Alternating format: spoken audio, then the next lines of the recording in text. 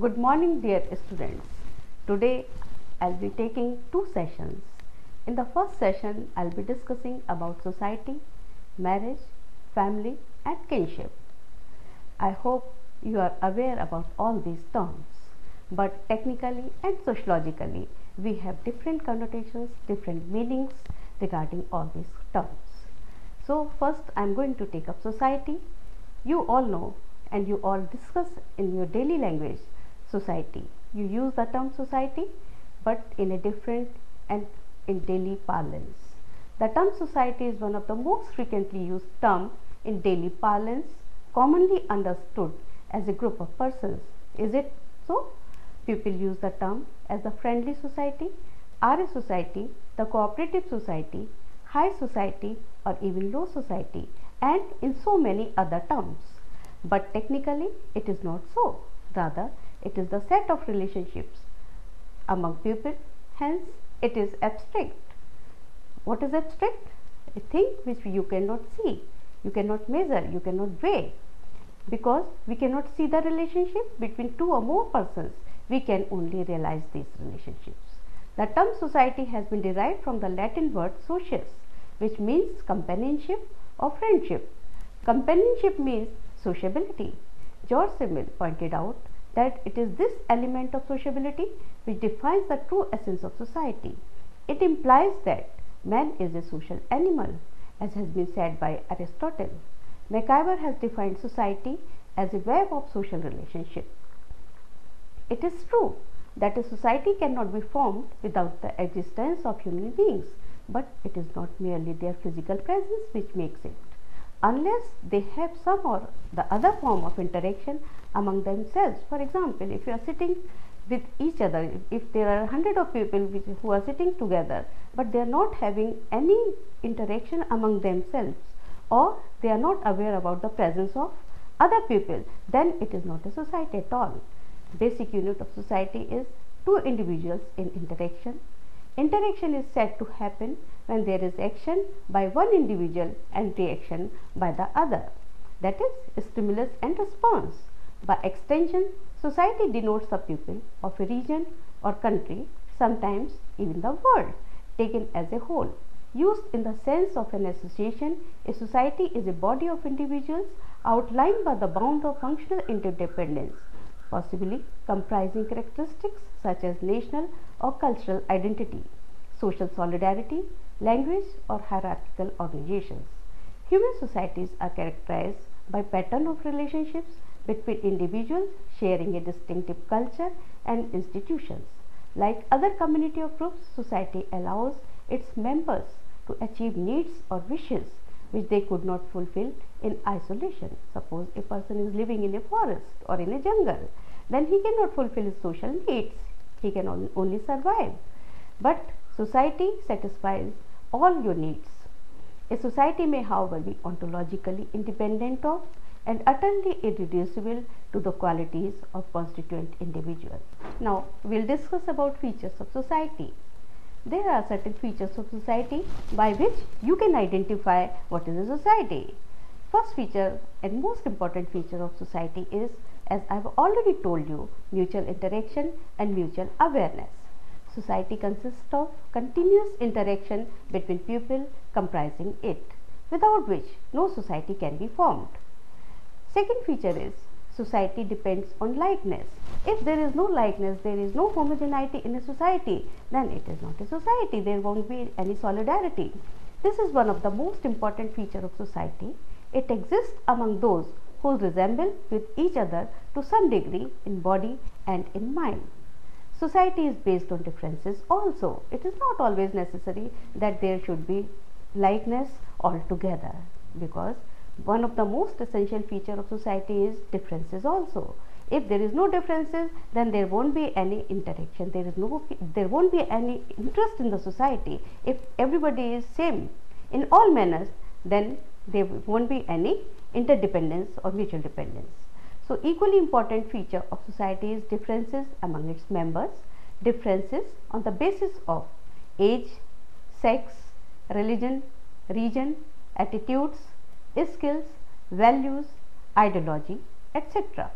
And the next feature is mutual dependence. Mutual dependence means that we are depending upon other persons for satisfying our needs. Need can be of any type. It can be physical need, it can be material need, it can be social need, it can be biological need, it can be educational need or cultural need, whatever sort it can be. There is interdependence among its members which binds them together. In a family, members are of different sex and age. One depends upon the other for satisfaction of one's needs. With the society's advancement, interdependence also increases. Next feature is society is dynamic. What do you mean by dynamism? Dynamism means change. Society is ever changing. Change is inevitable. Change may take place slowly and gradually or abruptly and suddenly. Then each society has its own culture. So culture of a society is specific to a particular society. Each human society has its specific culture, that is its own specific way of living. According to Linton, culture refers to the social heritage of men. Culture includes our values, beliefs, ideas, institutions, art, dance, everything, every way of life is culture. Now we'll discuss about types of society. I hope you are clear about what is society, what are its features. Now we'll discuss types of society, because there are different types of societies. As you must be noticing, or you must be seeing or watching on the TV. Sometimes you see a particular type of relationship, the other time you see a different type of relationship, different type of culture, different type of way of eating, dressing, dancing, ideologies, etc. So a distinction is made between different types of societies. For instance, sociologist Zelensky differentiates society on the basis of their level of technology, communication or economy. According to him, there are 5 types of societies. First is hunting and gathering, second is simple agriculture, third is advanced agriculture, and fourth is industrial, and fifth type here is categorized is a special type of societies, that is fishing societies or maritime societies. Harris has classified pre-modern societies into hunting and gathering, agrarian, pastoral, traditional. What is hunting society? Hunting society is the most primitive form of society in which people used to hunt in the forest for gathering their food. And in agrarian society, it was more stable society, comparatively more stable society as compared to the hunting and gathering society, in which people started agriculture. Then the pastoral society, in which people started keeping pests and animals in their home. Then the traditional society, which is a conservative society and which is not very technologically advanced society. Now we'll discuss type of society and their period of existence and their characteristics. Hunting and gathering society existed 50,000 BCE to the present. Its characteristics are: people lived on hunting, fishing and gathering plants and other edibles. Size of the society was small and it was a simple society.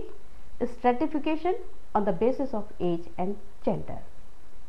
Second type of society, agricultural society or agrarian society. It existed 12,000 BCE to the present. Its characteristics are: it is a small rural communities, livelihood through agriculture, more stratified than the previous one, and it is ruled by the chief. Then the pastoral society, it also existed 12,000 BCE to the present time. Size from a few hundred to many thousand people. Livelihood through domestication of animals, more stratified than the present one. Then the earlier one, Then the traditional society, it existed 6,000 BCE to the 19th century. These type of societies are very large cities with trade and manufactured livelihood through agriculture, class division, ruled by the king or emperor. Tonies has classified societies into 2 categories. This is the most popular and most known type of classification given by Tonies. He has classified societies into Gemeinschaft and Gesellschaft. Gemeinschaft refers to the community and Jessel Sheff refers to the larger society or society. Durkheim has divided societies into mechanical and organic solidarities. Maine has divided society into its status and contract, and Spencer into militant and industrial societies. All these thinkers have broadly divided societies into pre-industrial and post-industrial societies. Sociologists like Comte base their classification of society on intellectual development of human brain. Another way of dividing societies is by Marx.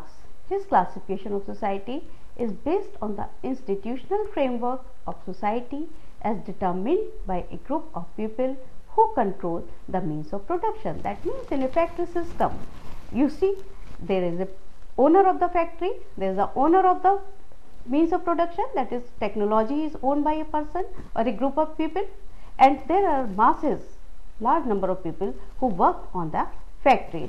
So who is controlling the means of production? It is the capitalist. It is the owner of the factory who is owning the means of production. So Marx has classified societies into primitive, Asiatic, ancient, feudal and capitalist. Modern societies are industrialized societies, that is societies in which major source of livelihood is industrial or related production. Industrialization refers to the use of inanimate sources of energy for mechanized production. What is inanimate? In which we are using other than animal energy. These are characterized by high level of technological development. On the basis of modernization, societies are classified as traditional, modernizing and modern, and on the basis of development as underdeveloped, developing and developed. Societies are further classified into postmodern and post-industrial societies. Indian society is a multifaceted one, to an extent perhaps unknown in any of the world's great civilizations. Virtually no generalization made about Indian society is valid for all of the nation's multifarious groups. The ethnic and linguistic diversity of Indian civilization is more like the diversity of an area as variable as Europe than any other single nation state. Living within the embrace of Indian nation are vast number of different regional, social and economic groups and even cultural groups. Particularly noteworthy are differences between social structures in the north and south, especially in the realm of kinship systems. Throughout the country, religious differences can be significant, especially between the Hindu majority and large majority of Muslims, and minority groups such as Buddhists, Christians, Jains, Jews, Parsis, Sikhs and practitioners of tribal regions. All pride themselves being unlike members of others' faith. Now I'll talk about family. We are all members of a family. We all live in a family and we generally have some idea about the word family. If I ask you what is a family, you may be able to define it. So family, the word family has been derived from the Latin word famulus, which means a servant, not a paid servant. In Roman law, the term denoted a group of producers and slaves and other servants as well as members connected by common descent or marriage. Originally, a family consisted of an adult male and a female with their child or children and servants. Burgess and Locke define family as a group of persons united by ties of marriage, blood or adoption, constituting a single household, interacting and intercommunicating in their respective social roles of husband and wife, father and mother, son and daughter, brother and sister, creating a common culture. A family is a group of persons directly linked by kin connections, the adult members of which assume the responsibility for caring for children. Kinship ties are bonds between individuals established through marriage or through lines of descent from father's or mother's side. Now, again, as we have discussed general characteristics of society, now we will discuss characteristics of family. So characteristics of family have been divided into two types, general and specific function. Features. General features are which are common throughout all families. So the basic general feature of a family is a mating relationship. A family is established when a man and a woman establish mating relation among them. Selection of the mates.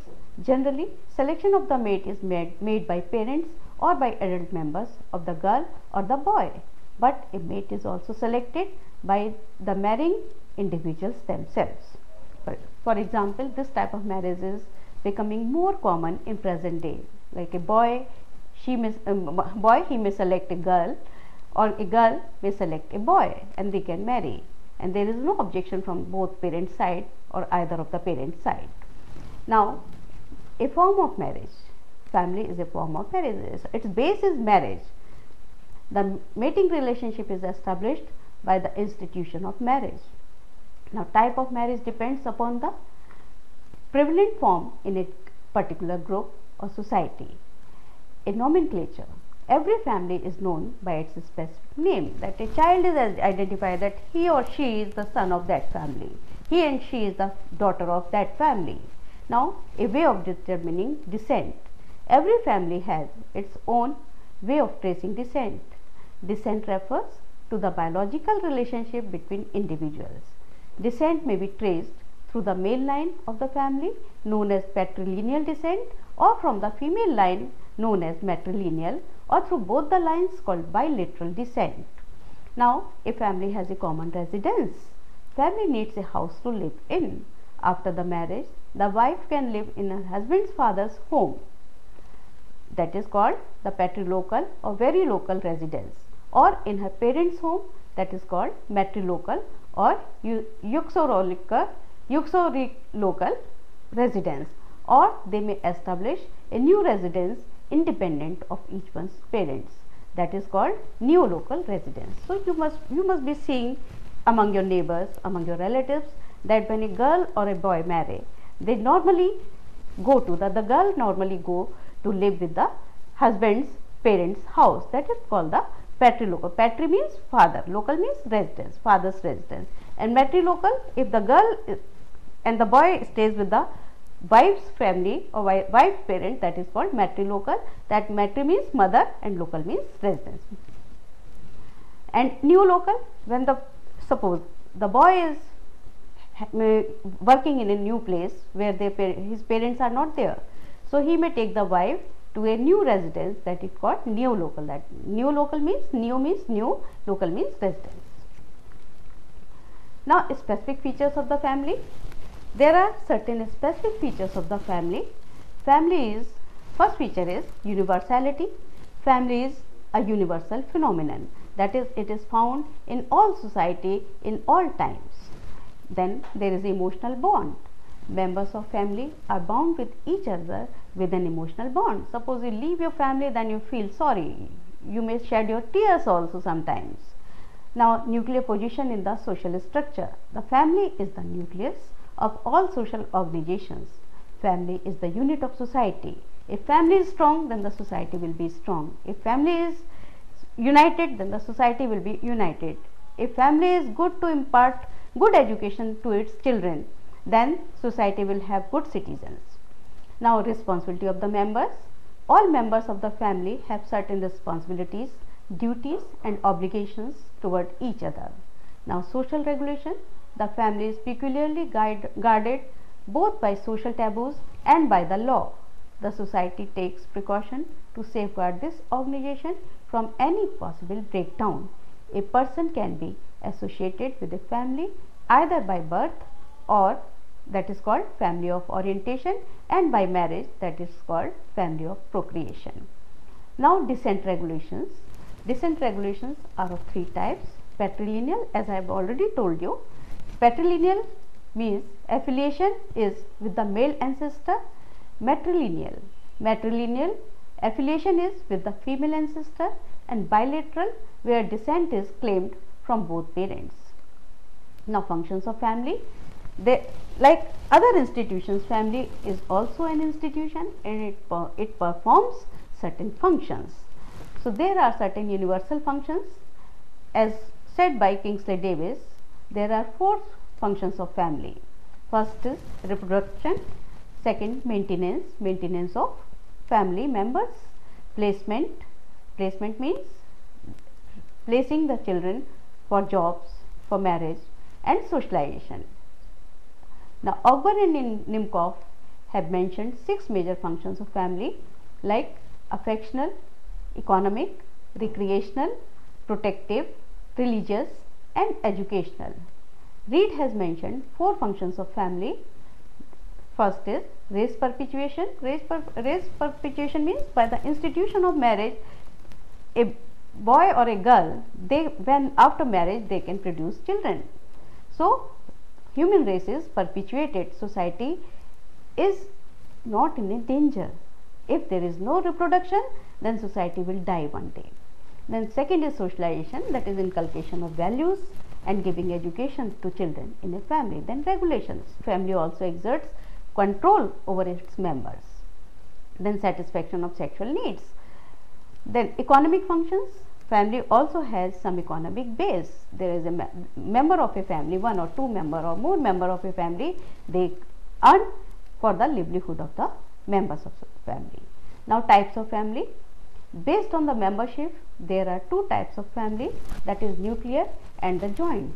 What is a nuclear family? You all know, you all discuss also in a family that ours is a nuclear family or ours is a joint family. You all know, you have some notion about nuclear as well as joint family. What is a nuclear family? A nuclear family is said to be constituted when 2 adult members with their unmarried children live together.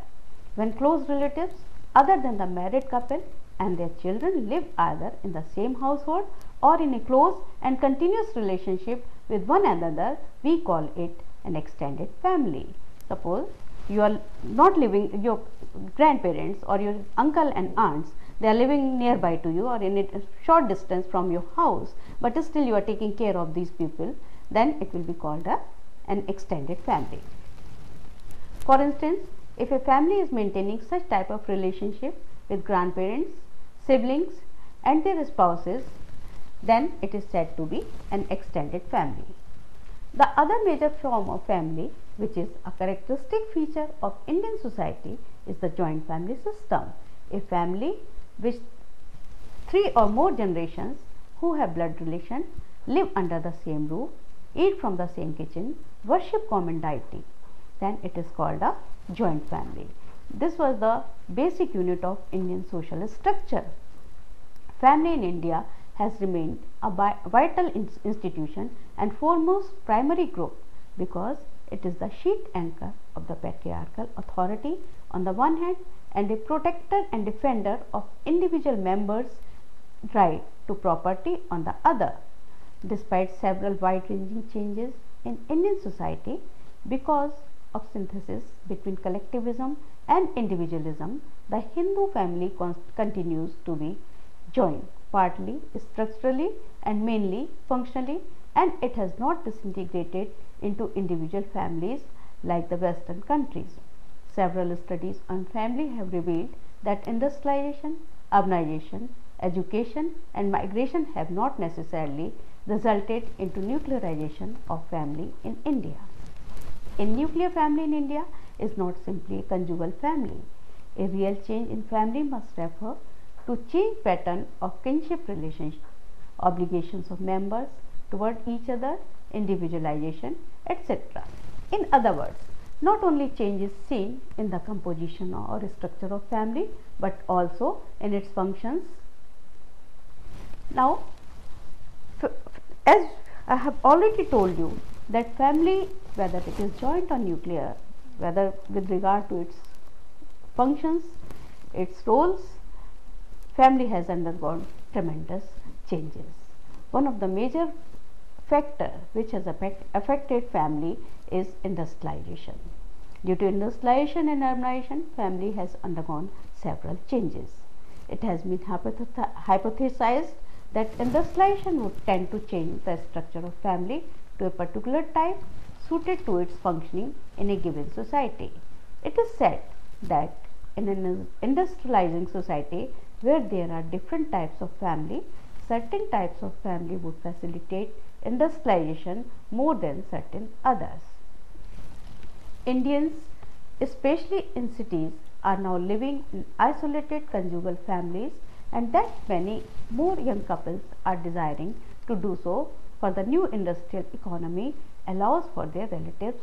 It is said that if fast moving industrial economy cannot develop within a society whose hardened social barriers force every son to follow his father's occupation. But this is not true, as there is no occupational homogeneity among the members of a caste. Even members of a family pursue different occupations, and even they follow different religions. Today, certainly emphasis is mainly on income and status, and one derives it by doing a particular economic activity. People have been migrating in large numbers to cities. They are becoming urbanized in outlook and individualistic in their orientation. Richard Lambert, based on his study of some factory workers in Pune, concludes that factory does not produce fragmented families. The workers, just by living away from their kin, do not change themselves into nuclear families. The average size of the family among the factory workers was found to be 5.2 members, whereas it was 4.5 for Pune. It was noted that the workers had a heavy pressure of dependents, and mainly due to the fact that they were the main earners with regular cash income. Lambert also observes that even where spouses are employed, the familial pattern does not follow the Western pattern. Thus, the joint family is not functionally adaptive only to an agricultural society, it is equally functional to an industrial society. Some findings in relation to joint family are worth considering. Large joint families are more prevalent in rural areas than in urban areas, and vary in prevalence with region and caste. Nuclear households are prevalent in villages as well as in cities. Such rural-urban distinctions might have been common in the past. Nuclear families in both villages and cities may grow into joint households and decline with separations and deaths into nuclear families again. Milton Singer, in his study of families of industrialists, has found that move to the city has not destroyed large family household. The move into industry has been accompanied by the sphere of industrial organization. Thus, it may be said that there is no positive relationship between nuclear family and industrialization. Family as an institution has been increasingly adaptive. Now, the third topic is position of women in family and society. You see vast variations with regard to position of women in family and society. There is no homogeneous and there is no uniform position of women in a particular community or in a particular region or in a particular society. You may find variations with regard to several variables. In contemporary India, gender-based consciousness has its origin in emergence of the middle classes and their problems. Patriarchy is very strong in India despite several movements for the upliftment of women launched by women's organizations during the pre and post independence periods. Sex morals have a direct bearing on hierarchy of caste and class groups. Four aspects have been studied in detail in the context of the gender related problems. One is production, second is reproduction, third sexuality, and fourth socialization of children. Male supremacy emanates from caste, class, patriarchy, and sexuality of the male. In the Rig Vedic civilization, women enjoyed equal status with men. Women, like men, received education and observed brahmacharya, and Upnayan sanskar was also performed for them. So, in the Rig Vedic period, women had almost equal status with the men. Women studied the Vedas and composed Vedic hymns. Women like Ghosha, Apala, and Vishwara were composers of outstanding Vedic hymns. Women had access to all branches of knowledge. In the age of the Upanishads, Those were women, rishis like Gargi and Maitri. Women could own property and widows could remarry. Women were not secluded from men and they freely participated in public life. Marriage was sacred and indivisible and was not a secular contract. It was a religious bond. Girls enjoyed great freedom and settled their own marriages. Monogamy was a general rule. Monogamy means marrying one woman marrying one man.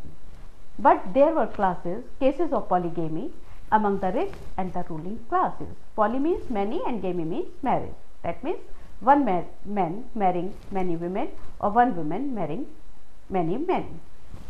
Polyandry and sati were not existent. Wife was given a place of honor and she participated with her husband in religious ceremonies.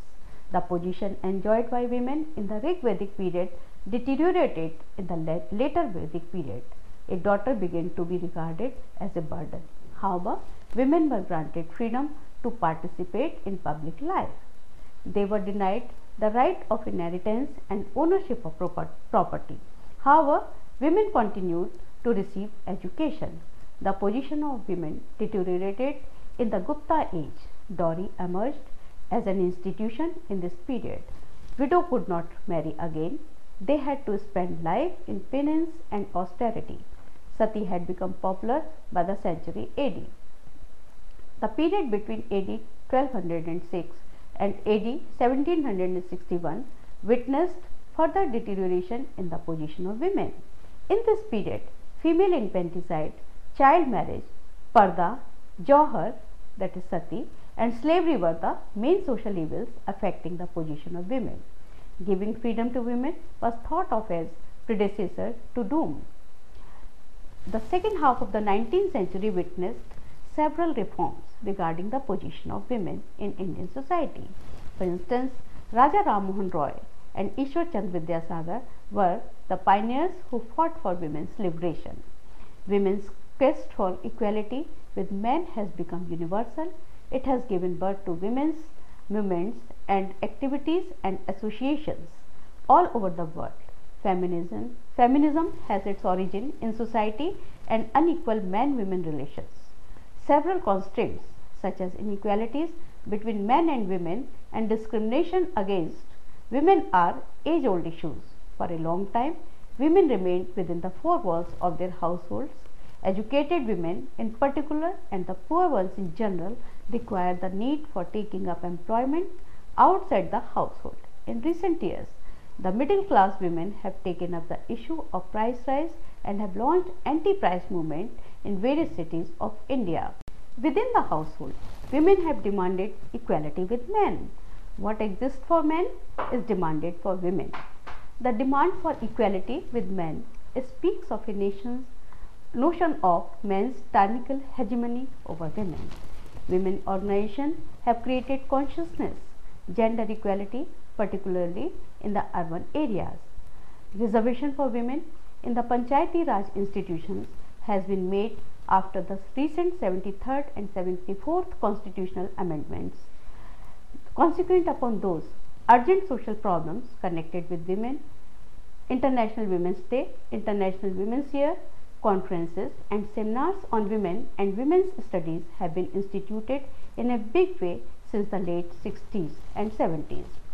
The provisions made in the Constitution of India regarding equality of women with men have also been widely popularized. A notable development in the field of women was the constitution of the Committee on the Status of Women in 1972 by the Government of India. The committee submitted its report in 1974, which was very widely welcomed. There is also an All India Association of Women's Studies.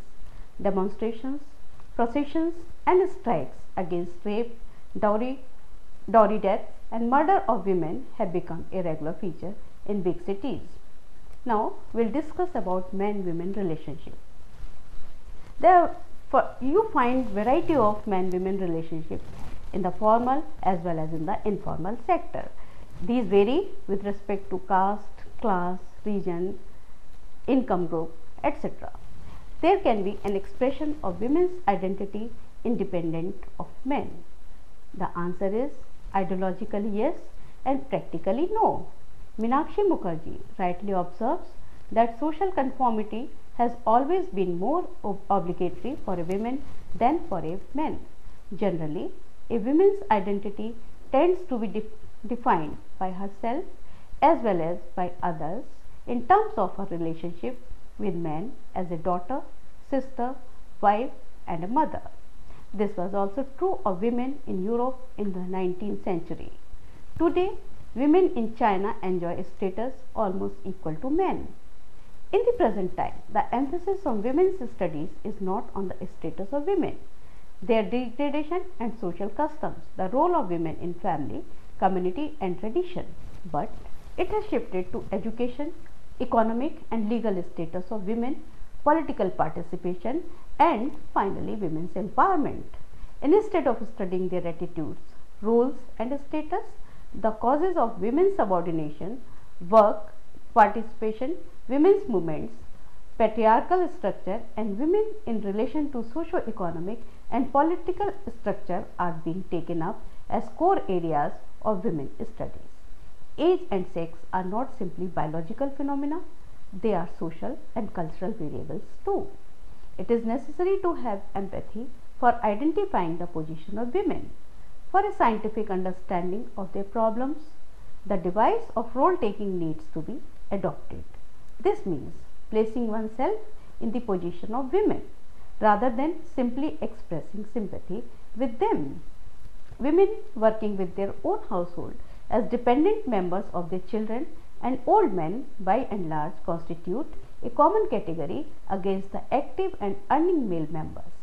Such a situation is found in India, where a great deal of women have been oppressed for familial bonds, collective responsibilities, and emotional ties for kinship relationships. The legal status of women after independence has been transformed. The Hindu Marriage Act 1955, the Hindu Succession Act 1956, and Hindu Adoption and Maintenance Act 1956 duly gave right to women. However, these were rights only in theory but not in practice. Welfare measures have greatly improved the position of women in society. However, a lot needs to be done before an egalitarian society can be conceived of. Now, marriage. When the term marriage is heard by anyone, a feeling of joy also crops up into one's mind. Suppose you have to attend marriage of a person, marriage of a friend, marriage of a relative, then you feel some sort of happiness. Of course, it is a very happy occasion. Marriage is the main bond, main institution by which a society is established. It is the legal institution. It is the institution which legalizes marital relationship or the sexual relationship between a male and a female. Now, kinship, marriage, and family are inextricably interlinked. Marriage is more than simply a legalized sexual union between a man and a woman. It is socially acknowledged and approved relationship. When two persons marry, they become kin of each other. Marriage widens the horizon of kinspeople by relating blood relatives of both the sides, that is, of the bride and of the groom. In India, people generally believe that marriage is not between two individuals, rather it is created between them. It is also a sacrament. Certainly, marriage provides recognition or legitimacy to children. It confirms acknowledged social status on the offspring, and this is important in terms of inheritance and succession. If a child is born without the wedlock, without the marriage between the father and the mother, then the child is not treated as a legal child. Now, types of marriage. There are two broad types of marriage, namely monogamy and polygamy. Monogamy refers to marriage of one man with one woman. Mono, as I have already told you, that mono means one and gamy means marriage, that is, one man marrying one woman or one woman marrying one woman. And this is in general is the ideal form of preferred marriage. Then the second form of marriage is polygamy, which refers to both polygyny and polyandry. Polygamy can be of two types, that is polygyny. Polygyny means one man marrying many women. Poly means many or gyne means women. One man marrying many women, more than two women or more than one woman. In polyandry means, poly again means, poly means many, andry means men. One woman marrying two or more men. The former refers to the marriage of more than one woman with more than one man. There is also sororal polygamy, under which a man is married to two sisters. Sororal means sisters. So, a man marries two sisters or more than two sisters. On the contrary, under Adelphic polyandry, a woman is married to two brothers. Besides these types, there are also institutions of levirate and sororate marriages. Under levirate, a man marries his deceased brother's wife, even if he is already married or when he has become a widower. A marriage in which a husband engages in marriage or sexual relations with the sister of his wife, usually after the death of his wife or once his wife has proven infertile, is known as sororate. The term sororate has been derived from the Latin word soror means sister and ate means marriage. Now, rules of marriage and mate selections. There are certain well-defined rules of marriage between a man and a woman, and how the mate will be selected, whether how the girl will select the boy or how the boy will select the girl, and who will select for them. K.M. Kapadia's study of marriage and family in India constitutes to be an important source for the understanding of these two vital institutions of India's social structure. According to Kapadia, the question of selection in marriage may be considered from 3 points of view, namely the field of selection, the party to selection, and the criteria in selection of mates for marital alliance. Preferential code prohibiting restrictions, endogamy and exogamy explain the field, the party, and the criteria of selection of mates. Preferential code means how the mate will be selected, what is preferred mode of selection of a mate. Now, what is not a preferred mode of selection of mate, that is prohibiting restrictions. Sorry. Then endogamy. Endogamy means marrying within the same caste. Exogamy, marrying outside the caste. Besides those rules which limit the field of selection in marriage, caste exercises a tremendous control over its members by imposing penalties and as ostracization of the defaulting member. With a view to grant freedom to a person in selection of the marriage partner outside one's caste, the Special Marriage Act was passed in 1872 in India. The Act was amended in 1923 to make it more effective. Subsequently, various acts were passed in 1938, 1946 and 1949 with a view to widen the scope of selection of mates. Despite those legal enactments, exclusivity of caste groups remains a hard fact even today. Even today, you see, when the question of selecting a mate comes to the parents, then they always prefer to marry their ward, their children within the same caste. The Hindu Marriage Act of 1955 defines the degrees of prohibited relationship, which completely ignores rules of caste endogamy and clan exogamy. However, the local customs of various communities related to marriage among cross cousins have been held valid. Among Muslims, for instance, marriage with a father's brother's daughter is more or less preferred. At the same time, Muslims also recognize endogamous rules. The Sunnis and the Shias do not intermarry. Further, subgroups such as Sayyid, Sheikhs, Mughal, Pathan and others marry within their own communities. Dowry and social prestige of a family are other important considerations in marriage alliance. Now, we will discuss marriage among Hindus, which is because Indian society is predominantly a Hindu majority society. Most of the persons of India, they belong to Hindu community. So, marriage is a sacrament. It is more pious as compared to other marriages found in other communities. The aim Aims of Hindu marriage are said to be dharma, that is duty, praja, that is progeny, and rati, pleasure. On marriage, the sacred fire is kindled to offer Panch Mahayagnas. A man with his wife is supposed to offer puja throughout his life. Thus, marriage is primarily for the fulfillment of duties of his dharma. Hindu marriage is sacred because it is irrevocable, as the parties of the marriage cannot dissolve it at all. Since marriage is considered indissoluble, the husband and wife try to adjust their taste and temper, ideals and interests by making sacrifices for each other. Now, marriage among Muslims. Marriage among Muslims is a contract. Contract, as you know, that there are certain rules on which a marriage is solemnized. It is said that marriage among Muslims is more of a contract than a sacrament. There are two types of marriage among Muslims. One is nikah and the other is muta. Under the nikah marriage, a woman comes to live with her husband and the children belong to her husband's clan. Divorce becomes the sole privilege of the husband in Islam. Women can also seek separation, that is khula, from a husband. Muta is a separation brought about by the mutual consent of the parties concerned. Now, marriage among Christians. As among Hindus and Muslims, we find stratification among Christians also. The two groups in which Christians are divided are Protestants and Catholics.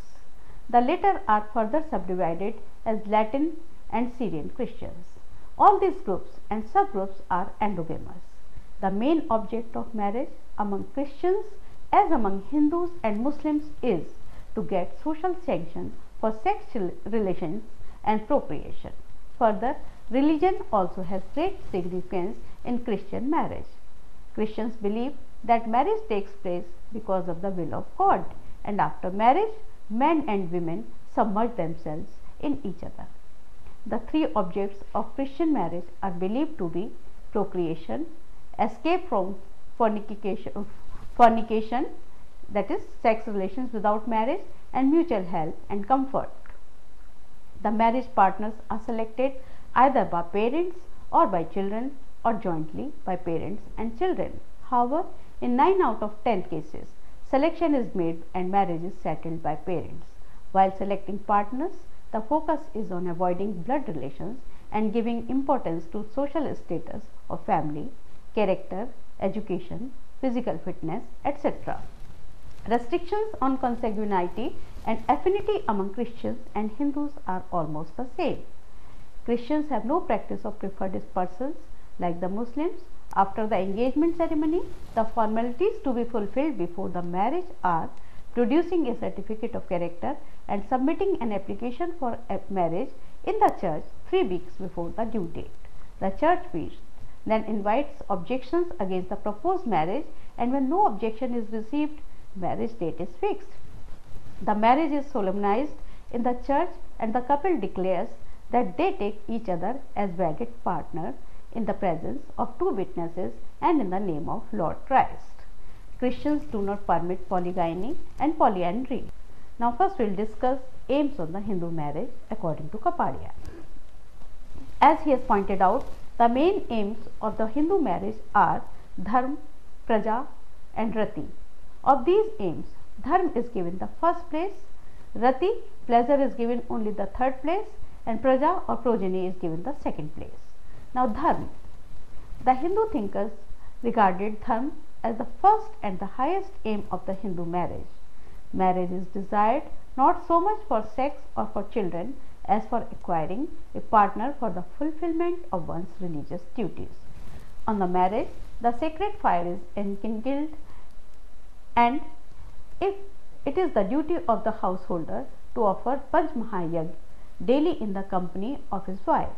These obligations would cease to exist only on the death of the householder. They get disturbed on the death of the wife, and hence the householder could marry immediately a second wife. The basic aim of marriage is dharma, for it necessarily involves the fulfillment of a number of moral duties. Now the second is praja, that is progeny. The desire to get issues or children is completely felt by all the people. Psychologists call it parental instinct. The desire for praja or progeny is regarded by the Hindu Shastrakaras as one of the sacred purposes of marriage.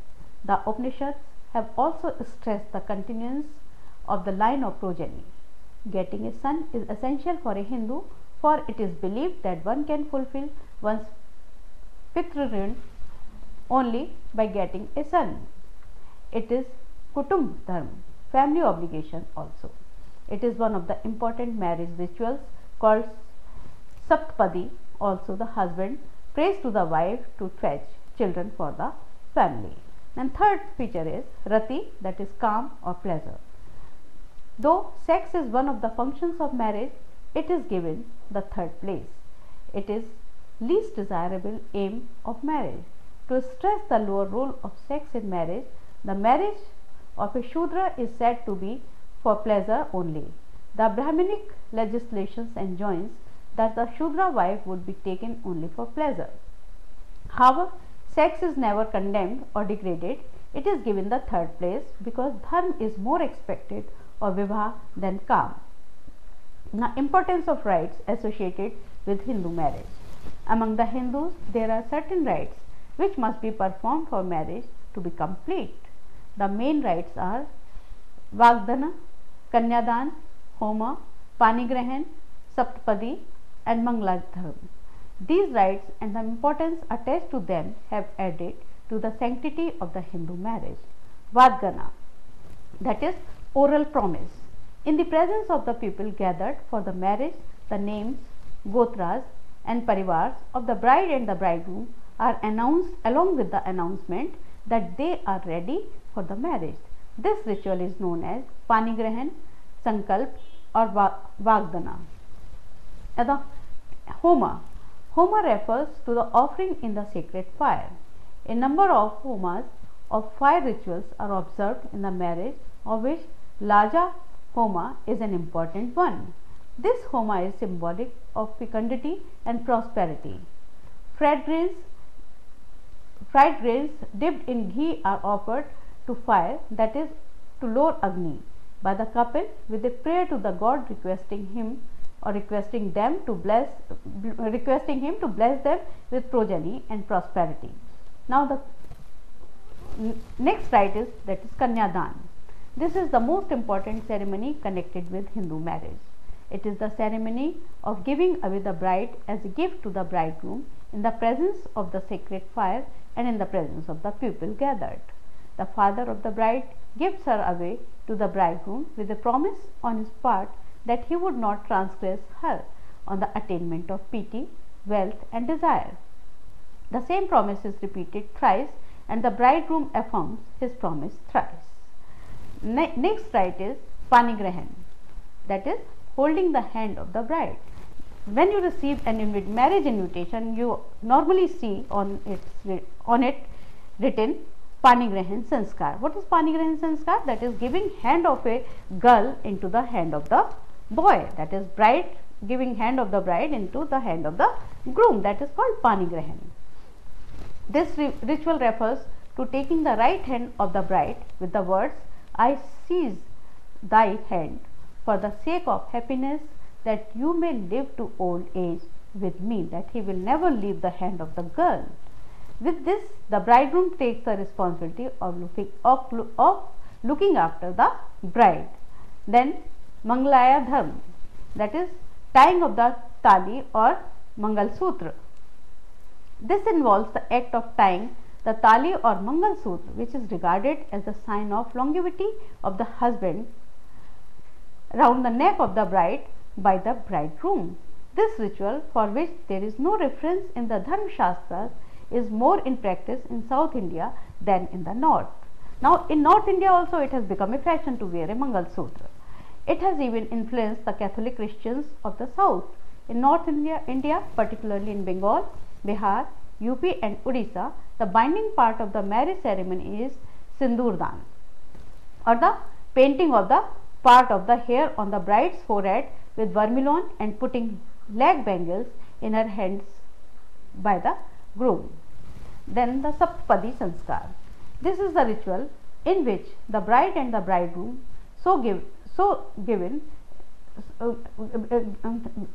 this is the ritual in which the bride and the bridegroom go 7 steps together.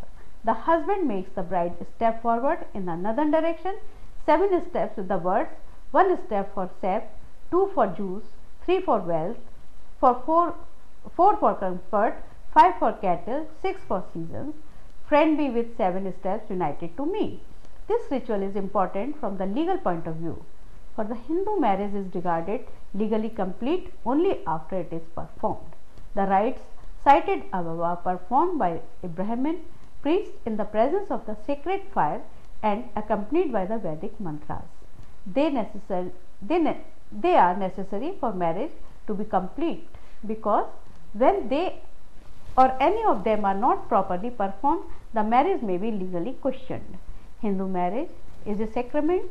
It is considered sacred because it is said to be complete only on the performance of the sacred rites accompanied by the sacred formulae. Now, sacred beliefs and values involved in Hindu marriage. The Hindu marriage is a sacrament from the point of view of the sacred beliefs and values involved in it. Then, indissoluble marital bond. According to the traditional Hindu belief, marital bond is said to be inseparable and irrevocable. The parties to the marriage cannot dissolve it at will. They are bound to each other until the death of either of them. The belief states that the wife is supported to be bound to her husband even after his death. So, in Indian society you find more stable families as compared to the West. In West, family or the marriage is easily dissoluble. But in Indian society, it is not so easy to dissolve a marriage after it has been solemnized by a ritual. This concept of marriage that is indissoluble is itself a sublime one, which makes the husband and the wife to adjust their tastes, tempers, ideals, interests, choices and preferences. It thus involves sacrifices on the part of both the husband and the wife, for each is called upon to bear with the other. Each individual is here called upon to make marriage a success by means of compromise and adjustment. Now, believe that marriage is a social duty towards the family and the community. The question of conflict between the husband and the wife did not perhaps arise in the old days, for it never involved purely individual interest, and husband never expected that intellectual cooperation from his wife. The wife was more of a passive partner in the performance of religious duties than an intellectually active participant in all his affairs. This was because in traditional society or in previous days, women were not so educated as they are in the present time. Now, marriage was a social duty toward the family and the community, and there was little idea of individual interest. The social background provided by the authoritarian joint family and the semi-sovereign caste never gave any scope for the recognition of any personal factor, individual interests or aspirations in the relations between the husband and the wife. Now, the ideal of pativrata associated with marriage. What is a pativrata? A woman who honestly establishes relationship with her husband only, who has all faith. She treats her husband as Parmeshwar also. Now, as per the ideal pativrata popularized by the Puranic writers, the wife is expected to be devoted to her husband alone.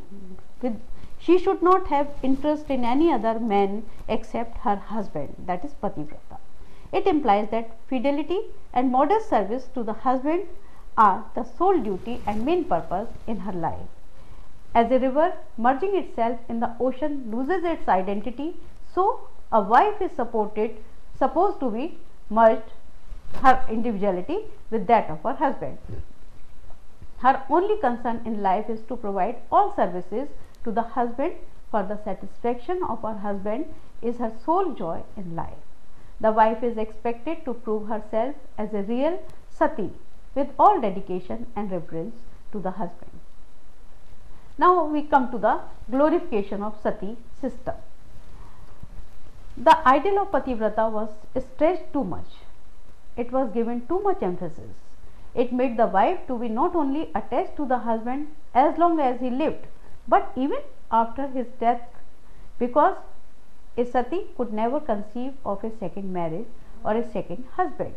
Hence, on the death of the husband, the wife had either to live chastely or renouncing all her joy of life, or to follow her husband by jumping into the funeral fire. The ideal of Pativrata gave rise to and glorified the practice of sati or self-immolation. With the passing of time, the ideal of Pativrata became too deep-rooted in the mind of the Hindu women that immolation became not only customary but a woman's highest aspiration.